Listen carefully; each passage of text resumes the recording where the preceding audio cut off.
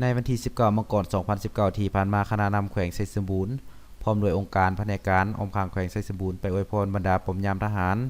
นำพาโดยฐานพันเอกพิมพาธิถาวรคณะประจำภาคแขวงหัวหน้ากองบัญชาการกำลังป้องกันความสงบแขวงไชยสมบูรณ์พร้อมโดยทีมงานแผนกการองค์การอมข้างแขวงและพนักงานวิชาการเข้าร่วมอวยพรให้นายและพลทหารเนื่องในโอกาสวันเฉลิมฉลองวันตั้งกองทัพประชาชนลาว3มกราคม1949หา3มกราคม2019ครบรอบ70ปี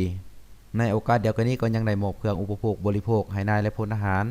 ที่ประจำอยู่บรรดาป้อมยามที่ขึ้นกับกองบัญชาการทหารแขวงไชยสมบูรณ์จากนั้นท่านพันเอกพิมพาธิถาวรคณะประจำภาคแขวงหัวหน้ากองบัญชาการกำลังป้องกันความสงบแขวงไชยสมบูรณ์ยังได้อบรมต่อบรรดานายและพลทหารซึ่งท่านยังได้ยกย่อสรรเสริญชมเชยไอ้น้องทหารที่มีความตัดสินใจสูงมีน้ำใจเสียสละเข้าในการปฏิบัติหน้าที่เวียกงานที่ภาครัฐมอบหมายให้ในการเฮ็ดหน้าที่ปกปักรักษาประเทศชาติให้มีความสงบปลอดภัย